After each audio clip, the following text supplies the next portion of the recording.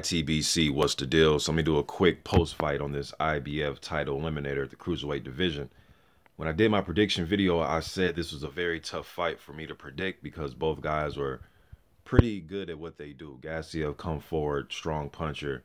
Jordan Shimmell, a really good United States amateur, won the Michigan Golden Gloves, I think 7 or 8 times in a row.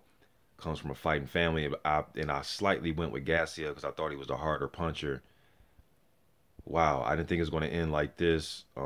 Thank God that Jordan Shimmell's okay. This was a first-round knockout. It was a left hook, and it put Shimmell down, and he was out. I mean, he was out immediately. He was out on as soon as the punch landed. And Gassiev was going to the body. That's what set up that left hook, because he was ripping to the body. The few left hands he landed to the body were very hard, and he was ripping those shots. And Shimmell was doing everything correct, and that's the funny thing about boxing, man. You could be doing everything correct, pumping your jab, moving, keeping your hands up, staying defensively responsible, and all it takes is a split second, especially when you got somebody that has hands like Gassiev. Brutal. It was brutal. I mean, it got to the point where you can hear in the venue, you can hear the ref and the people ringside saying that I bring the oxygen, bring the paramedics, and I hope he has no long-term effect from this. This was brutal, man. Gassiev, you know, those Eastern Bloc guys, man, they got some heavy hands. Another Abel Sanchez protege right here. One thing about Gassiev that I was just critiquing in my video was, I know he has the power. He seemed to have a pretty decent chin. It was just he didn't move his head enough for me, just for my liking. Kind of like the other kid. Forgot that other kid, kid that just lost. It was 18-0 with 18 knockouts, and he lost to Darudila. What was that kid's name? Krajayashov. Kind of reminds me of him. Very heavy hands, just doesn't move his head enough.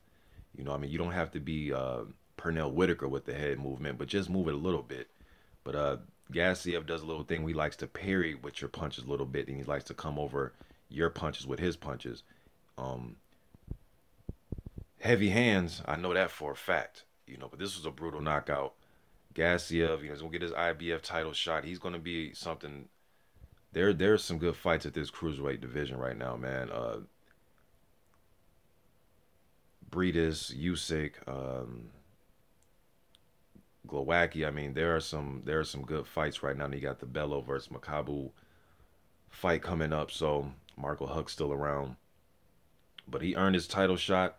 He did it in convincing fashion, and he just added a little bit to his whole mystique, because after this he was just standing in his corner just being still. It just kind of gave you that kind of like that aura of just like, this guy's a destroyer, you know what I mean? But this boy got some heavy hands, y'all.